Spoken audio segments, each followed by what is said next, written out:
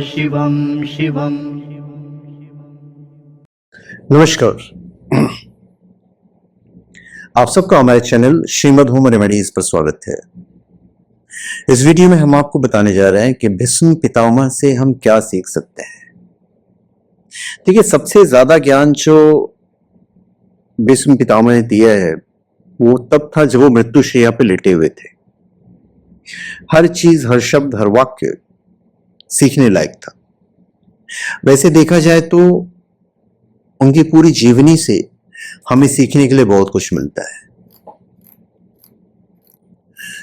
क्योंकि भीष्म पितामह जिस वक्त युद्ध लड़े थे, आयु में वो सबसे ज्यादा थे।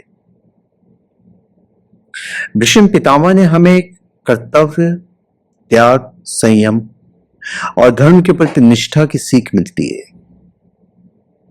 साथ ही विनम्रता और सदाचार का जो पालन करना है उसका महत्व हम समझ पाते हैं। कुछ चीजें ऐसी भी हैं जो भीष्म पितामह से हमें यह सीखने मिलती है कि क्या नहीं करना चाहिए। जो गलतियां उन्होंने की वो क्यों की, वो भी हमें सीखने के लिए मिलता है।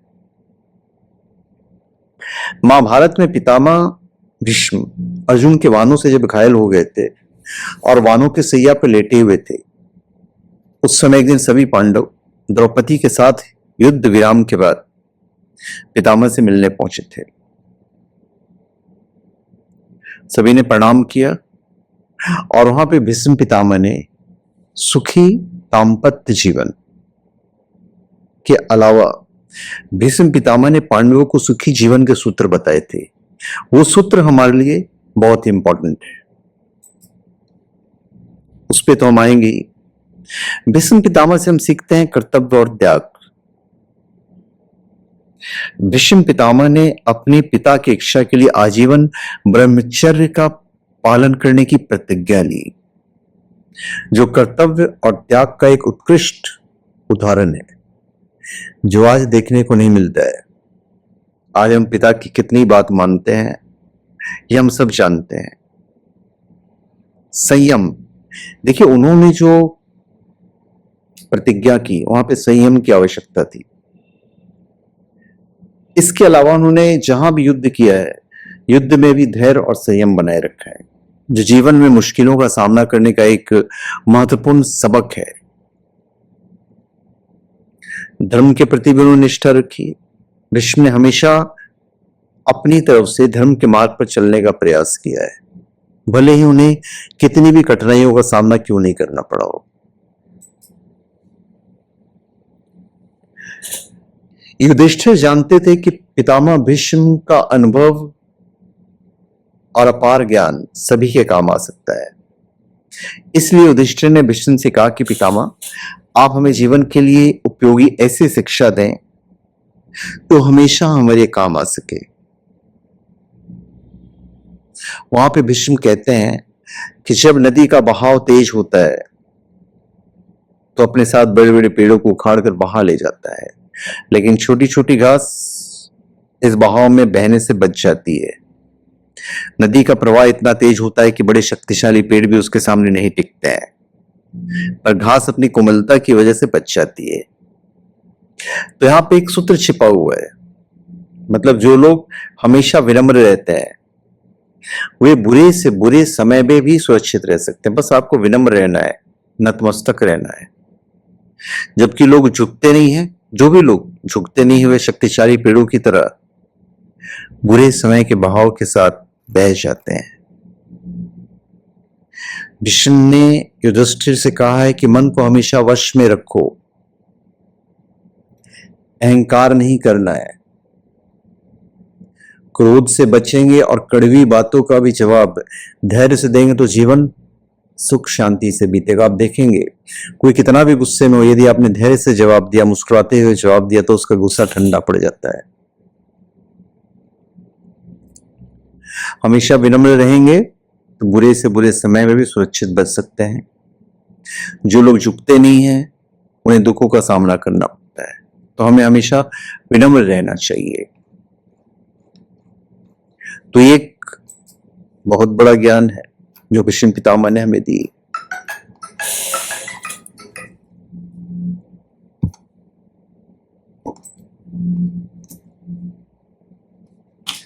अब हम आगे बढ़ते हैं। सदाचार। भीष्म ने हमेशा सत्य और न्याय के मार्ग पर चलने का प्रयास किया, जो एक आदर्श चरित्र का प्रतीक है। भीष्म पितामह को अपने पिता से इच्छा मृत्यु का वरदान मिला हुआ था, मतलब वो जब चाहेंगे तो मृत्यु को प्राप्त हो सकते हैं, जो उन्हें अपने कर्मों के अनुसार मृत्यु का समय चुनने की शक्ति दिया था। तो कुछ तो त्याग था जो उन्हें वरदान मिला, और इसका उन्हें कभी नाजायज फायदा नहीं उठाया। भीष्म पितामह को राजधर्म का ज्ञान था। युधिष्ठिर को राजधर्म का ज्ञान देने के लिए भीष्म ने उन्हें महाभारत के शांति पर महत्वपूर्ण उपदेश दिए थे उस वक्त। भीष्म पितामह ने, आप देखेंगे ओवरऑल तो उनमें कमाल की पितृभक्ति थी। तो वो पितृभक्ति हमें अपने जीवन में उतारना है। ऐसे वचन बोलो जो दूसरों को प्यारे लगे। दूसरों को बुरा भला कहना, दूसरों की निंदा करना, बुरे वचन बोलना, ये सब त्यागने योग्य चीजें है। ये भी भीष्म पितामह ने कहा है। दूसरों का अपमान करना, उन्होंने कभी किसी का अपमान नहीं किया है। अहंकार और दम, ये सारे अवगुण को उन्होंने त्यागने के लिए कहा है। देखिए, त्याग के बिना कुछ भी प्राप्त नहीं होता। त्याग के बिना आदर्श की सिद्धि नहीं होती है। त्याग के बिना मनुष्य भय से मुक्त नहीं हो पाता है। त्याग की सहायता से मनुष्य को हर प्रकार का सुख प्राप्त होता है। सुख दो प्रकार के मनुष्यों को मिलता है। उनको जो सबसे अधिक मूर्ख हैं, उनको कुछ लेना देने नहीं, किसी से अपने आप में सुखी रहेंगे। दूसरे उनको जिन्हें बुद्धि के प्रकाश में तत्व को देख लिया है। जो लोग बीच में लड़क रहे हैं वो तो हमेशा दुखी रहता है। सनातन काल में जब जब किसी ने स्त्री का अपमान किया है तो उसका निश्चित ही विनाश हुआ है। इसका जीता जागता उदाहरण महाभारत है। भीष्म पितामह ने यदि देखा जाए तो गलती की थी, जो हमें उनसे नहीं सीखना है कि स्त्री का अपमान करते वक्त वहां पे सभा में मुक्त बैठे रहे। जब उन्होंने उन तीनों बहनों का अपहरण किया था, अंबा, अंबालिका और दूसरी तीसरी बहन का, तो देखिए वो भी उनके मृत्यु का कारण बनी। आप सब जानते हैं, युधिष्ठिर ने बताया कि स्त्री का पहला सुख उसका सम्मान ही है। उसी घर में लक्ष्मी का वास रहता है जहां स्त्री प्रसन्न रहती है। जिस घर में स्त्री का अपमान न हो, ये हमें ध्यान रखना है। स्त्री को जहां पे दुख दिए जाते हैं, उस घर से लक्ष्मी सहित अन्य देवी देवता भी चले जाते हैं। तो ये सब उनसे हमें सीखने की जरूरत है। श्रेष्ठ और सज्जन पुरुष का चिन्ह यह है कि वो दूसरों को धनवान देकर जलता नहीं है। उन्होंने हमेशा कौरवों को और पांडवों को हमेशा एक दृष्टि से देखा है। कहीं कोई जलन की भावना नहीं थी। वो तो ऐसे भी अपना धर्म निभा रहे थे। उन्होंने हमेशा विद्वानों का सत्कार किया है, मतलब अक्लमंद लोगों का सत्कार करो। जो मनुष्य व्यर्थ अपने आप को संतप्त करता है, वो अपना रूप रंग, अपनी संपत्ति, अपने जीवन और अपने धर्म को भी नष्ट कर देता है।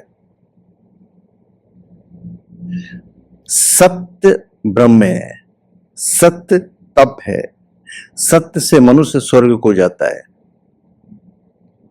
उन्होंने हमेशा सत्य बोला था भीष्म पितामह ने। भीष्म पितामह ने अपनी गलतियां स्वीकार की हैं, तो हमें और आपको भी जब हम गलती करें तो अपनी गलतियों को स्वीकार करना चाहिए, क्योंकि गलतियों को स्वीकार करके आप उनसे सीखते हैं, जो एक महत्वपूर्ण जीवन कौशल है। एक बड़ा ही महत्वपूर्ण प्रसंग है जिसमें युधिष्ठिर उनसे कहते हैं कि कभी कभार जीवन में कुछ ऐसी परिस्थितियां आ जाती है जब हमें यह समझ में नहीं आता कि हमें क्या करना है। कुछ निर्णय हमें ऐसे लेने पड़ जाते हैं जिसमें हिंसा भी शामिल होती है। तो क्या ऐसे निर्णयों को लेने से पहले हमें विचार कर लेना चाहिए, या हालातों के मद्देनजर उन्हें तुरंत ले लेना चाहिए? युधिष्ठिर के इस प्रश्न के उत्तर के रूप में पितामह ने उन्हें गौतम ऋषि और उनके पुत्र चिरकारी से संबंधित एक कथा सुनाई थी। चिरकारी हर कार्य बहुत सोच समझ कर करते थे। एक बार उनके पिता गौतम ऋषि अपनी पत्नी यानी कि चिरकारी की माता पर अत्यधिक क्रोधित हुए और चिरकारी को उनकी हत्या करने का आदेश देकर चले गए। चिरकारी अपने पिता के आदेश की अवहेलना नहीं कर सकते थे, लेकिन फिर भी उन्होंने पहले सोच विचार करने में समय लगाया। जब गौतम ऋषि वापस लौट आए तो उनका क्रोध शांत हो चुका था। उन्हें एहसास हुआ कि उन्होंने अपनी पत्नी का वध करवा कर एक बहुत बड़ी भूल कर दी, परंतु जब उन्होंने अपनी पत्नी को जीवित देखा तो उन्हें प्रसन्नता हुई। तो भीष्म पितामह दृष्टि से कहते हैं कि व्यक्ति को राग अर्थात मोह को बढ़ाने में अत्यधिक जोश और घमंड दिखाने में देरी करनी चाहिए। साथ ही पाप करने में, लड़ाई करने में, किसी तरह का कोई भी पाप करने में, किसी का बुरा करने में वो जितनी ज्यादा देर करेगा, जितना ज्यादा समय लगाएगा उतना ही अच्छा है। किसी का बुरा नहीं करोगे, क्योंकि यही समय उसे आने वाले समस्याओं से बचा सकता है। वो चीजें हैं जो उनसे नहीं सीखनी चाहिए। किसी भी स्त्री या कन्या का अपहरण करना नहीं चाहिए, जैसा कि उन्होंने किया अंबा अंबे अंबालिका।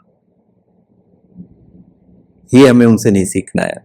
भरी हुई कुरुसभा में पुत्रवती द्रौपदी का चीरहरण होते हुए देखते रहे, मुख दर्शक बने बैठे रहे। वो चाहते तो रोक सकते थे। तो कोई भी राजदंड अथवा प्रतिज्ञा नारी सम्मान से बढ़कर नहीं होता है। तो ये नहीं सीखना है उनसे हमें। नारी सम्मान पर प्रतिज्ञा भी तो होनी चाहिए और राजनीति को धर्म नीति से परास्त कर दिया जाना चाहिए, जो पितामह ने नहीं किया। तो इतनी सारी सीखने को मिलती है हमें भीष्म पितामह से, और भी बहुत सारी चीजें हैं जो आने वाले वक्त में हम आपको बताएंगे। तो धन्यवाद, आप सबका हमारे चैनल पे स्वागत है। आप हमारे चैनल पे सब्सक्राइब करें और अपने कमेंट दीजिए। धन्यवाद।